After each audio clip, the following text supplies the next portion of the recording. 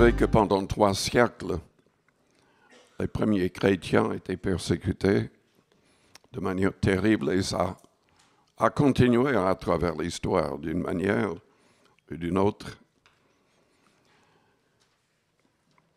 Tous les apôtres, à part Jean, étaient des martyrs, même Jean.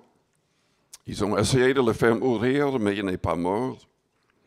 Il a été exilé sur l'île de Patmos. Ici, nous avons l'histoire de la mort d'Étienne, un des diacres dans l'Église primitive. Il y avait 7 diacres qui devaient s'occuper des veuves et des orphelins. Mais ils étaient remplis de foi et d'Esprit Saint. Et ils accomplissaient énormément de miracles. Ils prêchaient en plein air. Ils chassaient les démons. Ils priaient pour les malades. Et Dieu guérissait les malades. Mais Étienne était attrapé par les mêmes personnes responsables de la mort du Christ. Rempli du Saint-Esprit, il leur prêche pendant assez longtemps. Je vais lire uniquement la dernière partie de ce qu'il leur a dit. Verset 51. Hommes au cou raide, incirconcis de cœur et d'oreilles, vous vous opposez toujours au Saint-Esprit. Ce que vos pères ont été, vous l'êtes aussi. Lequel des prophètes vos pères n'ont-ils pas persécuté? Ils ont tué ceux qui annonçaient d'avance la venue du juste, que vous avez livré maintenant, et dont vous avez été les meurtriers. Vous qui avez reçu la loi d'après les commandements d'anges et qui ne l'avez point gardée. En entendant ces paroles, ils étaient furieux dans leur cœur et ils grinçaient des dents contre lui. Mais Étienne, rempli du Saint-Esprit, et fixant les regards vers le ciel, vit la gloire de Dieu et Jésus debout à la droite de Dieu. Et il dit, voici, je vois les cieux ouverts et le Fils de l'homme debout à la droite de Dieu. Ils poussèrent alors de grands cris en se bouchant les oreilles, et ils se précipitèrent tous ensemble sur lui, le traînèrent hors de la ville et le lapidèrent. Les témoins déposèrent leurs vêtements aux pieds d'un jeune homme nommé Saul. C'est celui qui devient par la suite le grand apôtre Paul. Et il lapidait Étienne qui priait en disant, Seigneur Jésus, reçois mon esprit. Puis s'étant mis à genoux, il s'écria d'une voix forte, Seigneur, ne leur impute pas ce péché. Et après ces paroles, ils s'endormirent. Prions le Seigneur avant d'aller plus loin. Père Céleste, nous te louons, nous te bénissons ce matin pour ta parole et pour le Saint-Esprit qui nous aide. Seigneur, manifeste-toi à toute personne ici. Que tous soient sauvés. Que tous reçoivent le Saint-Esprit dans sa plénitude, afin d'accomplir toute ta volonté, afin d'avoir la force nécessaire pour accomplir ton plan. Au nom de Jésus-Christ, Père, parle dans les cœurs et les consciences et aide tous. Au nom de Jésus-Christ. Amen. Vous pouvez vous asseoir.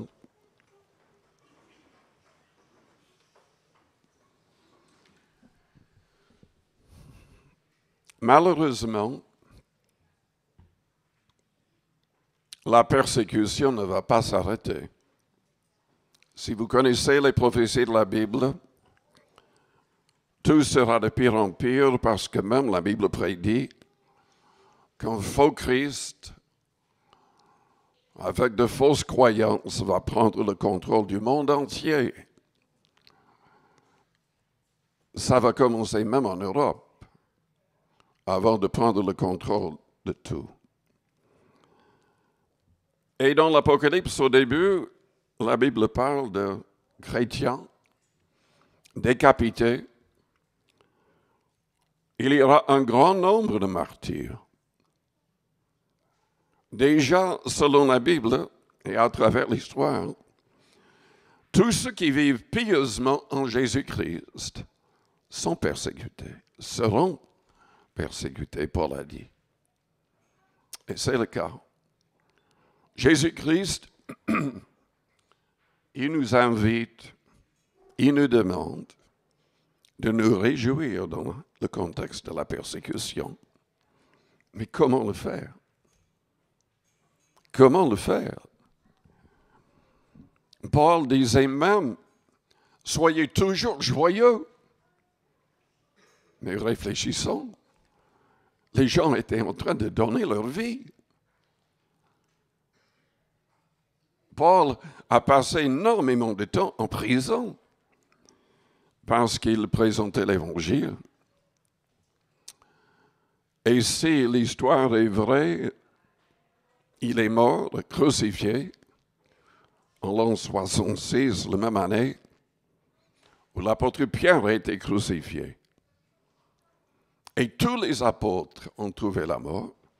Jésus leur avait dit que cela leur arriverait.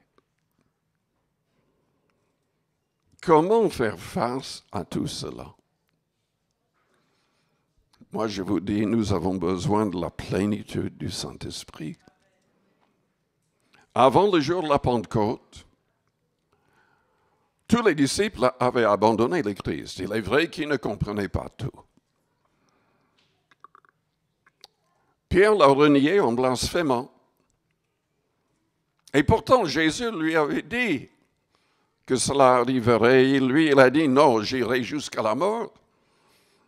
Mais il n'est pas allé jusqu'à la mort. Il l'a renié en blasphémant 3 fois. C'est parce qu'il n'avait pas encore reçu le Saint-Esprit dans sa plénitude. Jésus leur avait dit, mais il est avec vous, mais il sera en vous.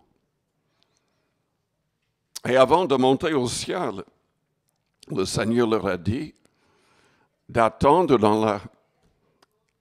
la promesse du Père, de ne pas quitter la ville de Jérusalem. 120 personnes ont obéi. Ils ont persévéré dans la prière et la louange ensemble pendant 10 jours, jour et nuit. Et le jour de la Pentecôte, la Bible dit que miraculeusement le Saint-Esprit a agi, les a remplis, et ils ont commencé à adorer Dieu dans des langues qu'ils ne comprenaient pas. Mais c'était de vraies langues. Parce que pour la fête de Pentecôte, il y avait des gens de tous les pays du monde qui étaient là. Et passant devant cette maison où il y avait la chambre haute, ils se sont arrêtés parce qu'ils entendaient dans leur propre langue ces disciples en train d'adorer Dieu. Une grande foule s'est arrêtée. Pierre a pu prêcher et 3000 âmes se sont convertis. Et ce n'était pas la dernière fois où les apôtres ont été visités ainsi par le Saint-Esprit. Dans Actes chapitre 4, menacés de mort, les autorités leur disaient de ne plus annoncer la parole, de ne plus parler de Jésus. Ils ont prié ensemble comme d'un seul homme. Et Dieu, à la fin, les a remplis de nouveau du Saint-Esprit. Immédiatement après la nouvelle que dans une ville en Samarie, toute la ville s'est convertie et a accepté le baptême d'eau, l'Église à Jérusalem envoie Pierre et Jean parce qu'ils veulent que les nouveaux convertis soient baptisés du Saint-Esprit le plus vite possible. Dans Actes chapitre 19, Paul, la première question qu'il pose à un groupe de croyants, c'est « Est-ce que vous avez reçu le Saint-Esprit depuis que vous avez cru? »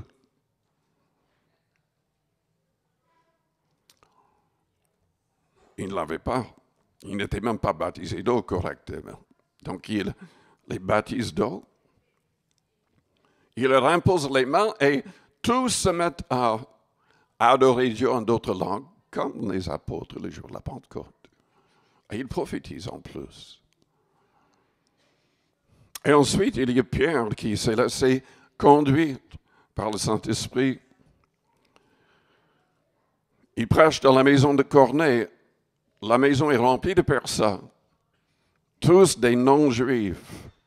Et au milieu du message, Dieu les baptise du Saint-Esprit, tous parlent en langue. Et Pierre comprend que Dieu a choisi de sauver toutes les nations par la simple foi en Christ. Et il les baptise d'eau. Toutes ces personnes entrent dans l'Église. Nous avons besoin de l'expérience de la Pentecôte. Nous avons besoin de parler en langue. Nous avons besoin de la plénitude du Saint-Esprit. Moi-même, j'ai été converti, croyant, pendant plusieurs années avant de faire l'expérience de la Pentecôte. Et je peux vous dire, il y a une différence. Quand on est réellement rempli du Saint-Esprit et quand on continue à parler en langue, à prier en langue, à adorer Dieu en langue, ça change tout. Ça change tout. Moi-même, j'étais horriblement timide. Je préférais échouer dans l'école que de donner un exposé devant la classe. Mais quand on prie en langue, quand on laisse agir le Saint-Esprit, on reçoit le courage de témoigner. La timidité est chassée, les craintes sont chassées, et tout peut changer. J'ai raconté le témoignage de mon frère qui était plus jeune que moi. À l'âge de 12 ans, il était déjà très adulte dans sa tête, mais dans le mauvais sens. Il échouait à l'école. On était dans une famille chrétienne. On priait, on lisait la Bible à la fin des repas. On était dans toutes les réunions à l'église avec nos parents. Mais lui-même, il agissait comme un hypocrite. En fait, il était très loin d'être chrétien. Il avait formé un petit groupe, il volait dans les magasins, il fumait, il touchait à la drogue. Et il était en train de lire tous les livres qui parlaient des grands bandits, gangsters de l'histoire. Il voulait être un gangster. C'était ce que le diable avait placé dans son cœur et dans sa tête. Mais quelqu'un lui a parlé de ce qui s'est passé le jour de la Pentecôte. Et un jour, il m'a dit, je vais aller à l'église le jour de la Pentecôte et je vais parler en langue comme les apôtres. Je me suis moqué de lui. Je lui ai dit, je devrais expliquer que je n'avais pas encore fait l'expérience moi-même. Mais j'étais croyant. Je lui ai dit, mais t'es rien d'autre qu'un hypocrite. T'es un sale pécheur. Aucune chance que tu parles en langue le jour de la Pentecôte. Mais il est allé le jour de la Pentecôte et Dieu l'a baptisé du Saint-Esprit. Pendant 2 heures, il a parlé en d'autres langues, miraculeusement. Ça a changé sa vie tellement que chaque soir, il priait 1 à 2 heures. En général, en langue. Et il a lu ce livre plusieurs fois, de la Genèse jusqu'à l'Apocalypse, cette année-là. Il a commencé à réussir dans toutes les classes. Et à l'âge de 13 ans, il est tellement changé que des pasteurs l'invitent à partager son témoignage et à prêcher. Et depuis lors, il prêche l'Évangile. Dernièrement, il était pasteur d'une église juste en face de l'université de Princeton, dans le New Jersey. Et le Seigneur l'a utilisé pour gagner pas mal d'âmes. Le Saint-Esprit veut nous aider tous. Et je voudrais vous lire plusieurs passages dans la Bible qui parlent de son aide. Le Saint-Esprit peut nous aider à tout supporter. Vous avez remarqué dans le passage que nous venons de lire que Étienne, rempli du Saint-Esprit, a parlé. Rempli du Saint-Esprit, il a supporté sa mort et demande que Dieu pardonne à ceux qui le mettaient à mort. Et parce qu'il avait une relation tellement profonde avec Dieu, Dieu lui a montré le ciel. Il a vu la gloire de Dieu et Jésus-Christ debout à sa droite. Le Saint-Esprit nous aide à aimer. Nous sommes appelés à aimer nos ennemis. Mais comment aimer quelqu'un qui est en train de mettre à mort vos enfants, vos amis? Sinon par le Saint-Esprit qui peut changer tout en nous. La Bible dit dans Romains 5, au verset 5, que l'amour de Dieu est répandu dans nos cœurs par le Saint-Esprit qui nous a été donné. Il nous aide à pardonner. Dans 1 Pierre, chapitre 4, Pierre a dit ainsi donc, Christ ayant souffert dans la chair, vous aussi, armez-vous de la même pensée. Car celui qui a souffert dans la chair en a fini avec le péché, afin de vivre non plus selon les convoitises des hommes, mais selon la volonté de Dieu, pendant le temps qui lui reste à vivre dans la chair. Au verset 12, bien-aimés, ne soyez pas surpris, comme d'une chose étrange qui vous arrive, de la fournaise qui est au milieu de vous pour vous éprouver. Réjouissez-vous au contraire de la part que vous avez aux souffrances de Christ, afin que vous soyez aussi dans la joie et dans l'allégresse lorsque sa gloire apparaîtra. Si vous êtes outragés pour le nom de Christ, vous êtes heureux parce que l'Esprit de gloire, l'Esprit de Dieu repose sur vous. Moi, je pense au pasteur Humbard. Quand j'étais tout petit dans notre église, il est passé et il a prêché. Son fils était le premier pasteur à passer à la télé aux États-Unis. Et il a été utilisé pour gagner beaucoup d'argent. Il avait une église locale, un bâtiment qui recevait 8 à 10 000 personnes tous les dimanches. Et son père, enfin, il a été élevé dans une famille d'alcooliques. Il s'est converti quand un évangéliste est passé dans sa ville. Mais il était persécuté par les autres membres de sa famille. Il passait énormément de temps en prière, même jusqu'à 8 heures par jour. Parfois en travaillant quand même en même temps, mais il n'avait pas fait l'expérience de la Pentecôte. Et il n'avait même pas énormément de gens dans cette ville vraiment chrétiens pour l'aider dans ses démarches. Mais un jour, un autre évangéliste est passé. Et le Saint-Esprit a dit à cet évangéliste de l'inviter à voyager avec lui.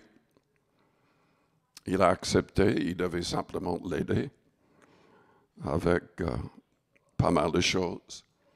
Il ne prêchait pas. Mais il priait jusqu'à 8 heures par jour. Cet évangéliste avait beaucoup de réunions en plein air.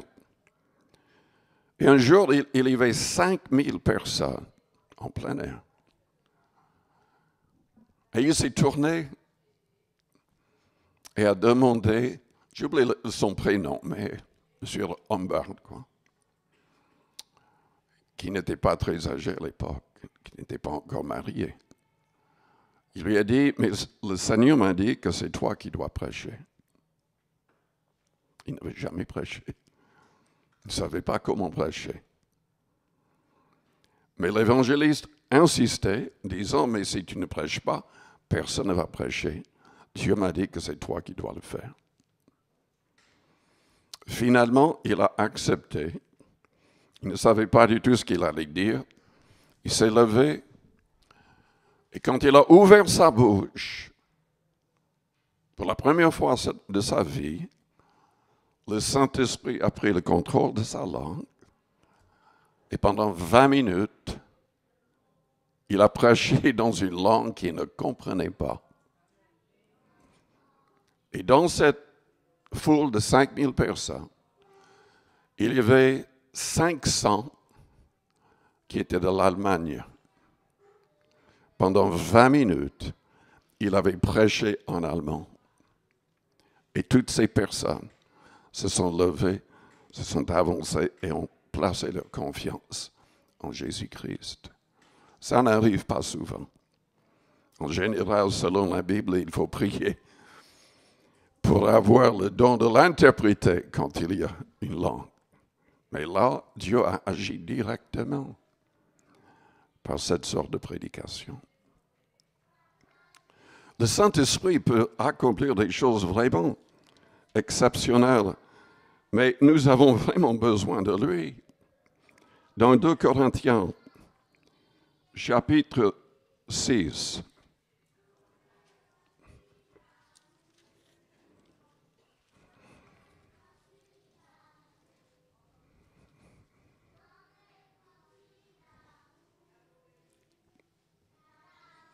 les disciples restaient remplis du Saint-Esprit. Dans les Actes, vous remarquerez qu'avant de parler, Pierre n'avait pas un message préparé le jour de la Pentecôte. La Bible dit qu'il était rempli du Saint-Esprit. Il a parlé. Il a parlé par le Saint-Esprit qu'il a inspiré. C'était la même chose pour Paul et d'autres. Et ce qu'ils ont subi est quand même incroyable. Sans avoir la plénitude du Saint-Esprit, cette force intérieure, ce n'est pas possible de faire ce qu'ils ont fait. Paul a dit, nous ne donnons aucun sujet de scandale en quoi que ce soit, afin que le ministère ne soit pas un objet de blâme. Mais nous nous rendons à tous égards recommandables comme serviteurs de Dieu par beaucoup de patience dans les tribulations, dans les calamités, dans les détresses, sous les coups, dans les prisons, dans les troubles, dans les travaux, dans les veilles, dans les jeûnes, par la pureté, par la connaissance, par la longanimité, par la bonté, par un esprit saint, par une charité sincère, par la parole de vérité, par la puissance de Dieu, par les armes offensives et défensives de la justice, au milieu de la gloire et de l'ignominie, au milieu de la mauvaise et de la bonne réputation, étant regardé comme imposteur, quoique véridique, comme inconnu, quoique bien connu, comme mourant, et voici nous vivons, comme châtiés, quoique nous mis à mort, comme attristés, et nous sommes toujours joyeux, toujours joyeux. Moi, je connais des gens qui ne sont jamais joyeux. Ils sont riches, ils ont tout, ils ne sont jamais joyeux. Comme pauvres et nous en enrichissons plusieurs, comme n'ayant rien, et nous possédons toutes choses. Au chapitre 3, Paul parle de l'importance du Saint-Esprit, que c'est le Saint-Esprit qui peut nous transformer dans l'image de Jésus-Christ, que le Saint-Esprit peut accomplir des choses encore plus miraculeuses et glorieuses qu'à l'époque de Moïse, quand il y avait quand même énormément de miracles. Il a dit donc dans 2 Corinthiens 3, verset 7, « C'est le ministère de la mort gravé avec les lettres sur des pierres, parler des 10 commandements, a été glorieux, au point que les fils d'Israël ne pouvaient fixer les regards sur le visage de Moïse à cause de la gloire de son visage, bien que cette gloire fût passagère. Combien le ministère de l'Esprit ne sera-t-il pas plus glorieux? » Il parle ainsi, et à la fin, il dit au verset 17, « Or, le Seigneur, c'est l'Esprit, et là où est l'Esprit du Seigneur, là est la liberté. » Est-ce que vous êtes liés par le péché, par les habitudes mauvaises? Le Saint-Esprit libère. Le Saint-Esprit libère. Nous tous qui, le visage découvert, contemplons comme dans un miroir la gloire du Seigneur. Nous sommes transformés en la même image, de gloire en gloire, comme par le Seigneur l'Esprit. Le Saint-Esprit nous conduit. Il veut nous parler. Il a parlé directement à Pierre dans Acte 10, lui disant, « Les 3 hommes en bas, pars avec eux, je les ai envoyés. » Et c'est parce qu'il a obéi que les premiers non-juifs ont été remplis du Saint-Esprit et entrent dans l'Église. Il veut nous conduire. C'est lui qui nous aide à abandonner les mauvaises œuvres de la chair, si nous sommes vraiment à l'écoute et si nous le suivons, selon Galates 5. Il nous donne une assurance, selon Romains, chapitre 8. Verset 9 dit que si quelqu'un n'a pas l'Esprit de Christ, il ne lui appartient pas. Le verset 14 nous dit que les vrais enfants de Dieu, les fils de Dieu, sont conduits par le Saint-Esprit. Et le Saint-Esprit rend témoignage à notre esprit que nous sommes enfants de Dieu, selon le verset 16. Nous avons besoin du Saint-Esprit et dans sa plénitude, pour que notre langue, pour que tout notre être soit sous son contrôle. Imaginons un instant, en train d'être lapidé, il arrive à pardonner. Jésus-Christ a pardonné de la croix. Et il nous demande d'aimer nos ennemis, de prier pour eux. Uniquement une personne qui est vraiment soumise au Saint-Esprit peut le faire. C'est très facile de haïr. C'est très facile de réagir. C'est beaucoup plus difficile d'aimer un ennemi. Mais comment recevoir le Saint-Esprit?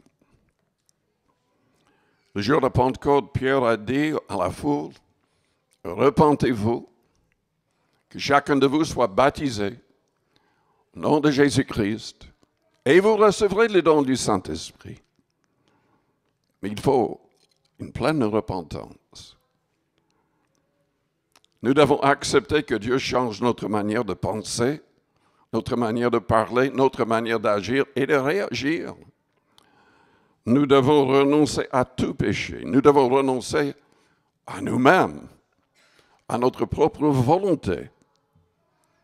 Nous devons vraiment nous soumettre à Dieu pour qu'il fasse de nous une nouvelle création. Les vrais chrétiens, selon Éphésiens chapitre 2, versets 8, 9 et 10, devient l'ouvrage du Christ, créé pour de bonnes œuvres. Jésus libère du pouvoir du péché, de l'esclavage du péché. Il a dit dans Jean 8, si donc le Fils vous affranchit, vous serez réellement libres. Mais comment recevoir à part cela? Il faut attendre, il faut louer, il faut prier, il faut demander, il faut persévérer selon le Christ dans Luc chapitre 11 pour que Dieu donne le Saint-Esprit. Il faut surtout adorer parce que une des raisons pour recevoir le Saint-Esprit, le parler en langue, c'est afin de pouvoir adorer Dieu en esprit. Jésus a dit dans Jean 4, le Père cherche de vrais adorateurs, ceux qui l'adoreront en esprit et en vérité. Si vous lisez 1 Corinthiens chapitre 14, versets 2 et les versets 14 et 15, vous verrez que prier en langue, c'est prier par l'esprit ou en esprit. C'est notre esprit qui est en prière, grâce à la présence du Saint-Esprit. Dieu veut qu'on l'adore. Et je voudrais le dire, il faudrait que je le répète souvent. Nous croyons au message de la Pentecôte. Il y a beaucoup d'églises de Pentecôte dans le monde. Il y a des églises qui ne se disent pas pentecôtistes, mais qui reçoivent quand même l'expérience de la Pentecôte. Mais faire une seule expérience, c'est pas ça que Dieu veut. Il veut qu'on l'adore en langue, tous les jours. Paul adorait Dieu en langue. Il chantait en langue dans son recueillement personnel. Et il chantait et priait dans sa langue maternelle. C'est important parce que selon Paul, celui qui parle en langue s'édifie lui-même. Nous lisons la Bible pour s'édifier. Nous allons à l'église pour être édifiés. C'est important. Plus on prie en langue, plus on devient sensible par rapport à la voix de Dieu, plus on est ouvert pour que les dons surnaturels du Saint-Esprit, qui sont mentionnés dans Corinthiens 12, se manifestent au travers de nous et aident l'Église à être édifiée. Le parler en langue n'est pas pour les réunions de l'Église, à moins que quelqu'un l'interprète pour que tout soit édifié. Mais Paul disait aux Corinthiens qui ne contrôlaient pas la réunion correctement, il leur a dit, je rends grâce à Dieu de ce que je parle en langue, plus que vous tous. Mais il disait que dans l'Église, je préfère parler dans une langue qui va être comprise.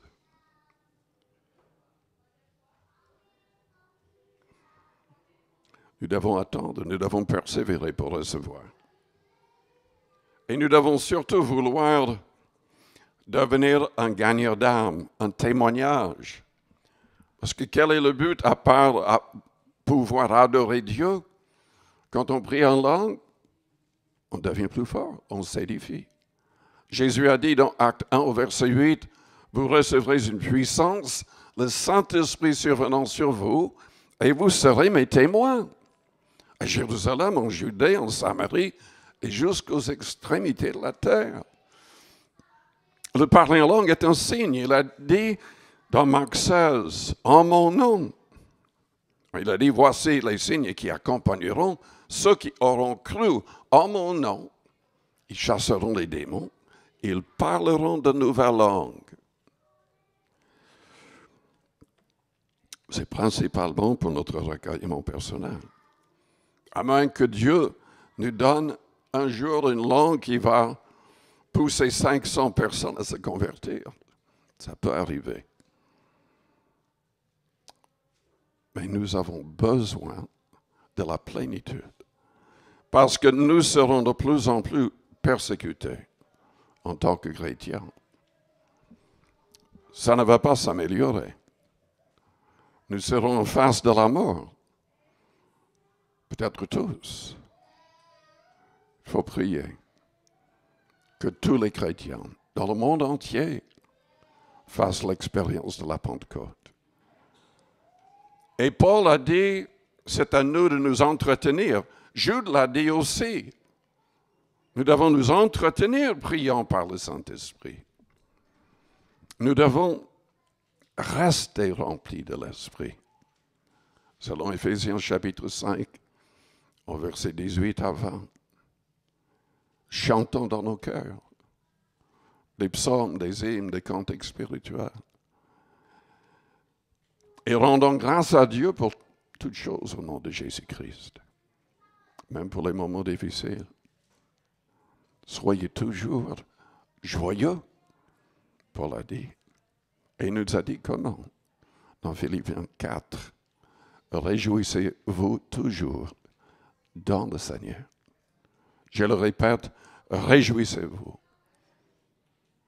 C'est-à-dire, quand tout va mal, nous pouvons quand même remercier Jésus-Christ pour sa mort sur la croix.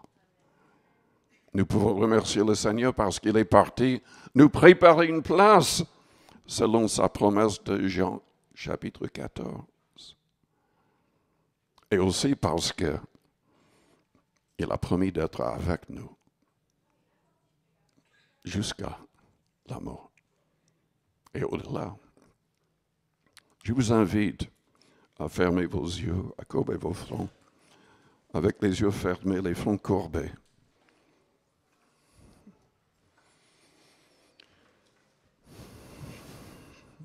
Peut-être que vous êtes là et vous n'avez pas encore placé votre confiance en Christ. Vous n'êtes pas encore devenu un vrai disciple du Christ, mais vous voudriez devenir un vrai disciple. Je voudrais prier pour vous, si c'est votre désir. Faites-moi signe en élevant votre main juste pour un instant. Je la verrai. Je prierai pour vous. Merci.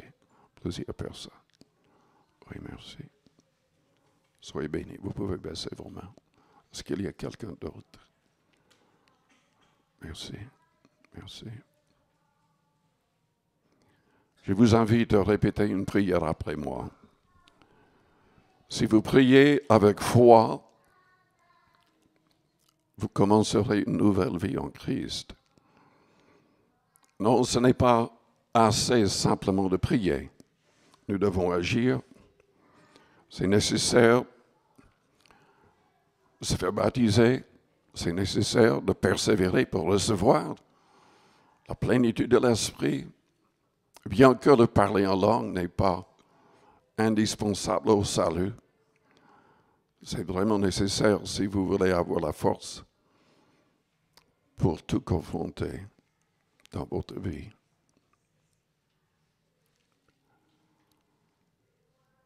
Donc, que toute l'Église répète cette prière pour aider les personnes qui ont élevé la main. Père Céleste, j'ai besoin de toi. Je reconnais que je suis pécheur comme tous les hommes. Et j'ai besoin que tu me délivres du pouvoir du péché, de l'esclavage du péché. Éloigne de moi tout esprit mauvais et impur. Je crois en Jésus-Christ. Il est mort volontairement pour mes fautes. Et tu l'as ressuscité le troisième jour, acceptant son sacrifice pour mes fautes. Tu l'as fait monter en gloire pour que le Saint-Esprit nous soit envoyé. J'ai besoin de ton Esprit Saint. Chasse de moi tout esprit mauvais. Que ton Esprit Saint prenne toute la place. Je désire que toutes mes pensées te glorifient. Je comprends que je serai obligé de chasser toutes pensées mauvaises.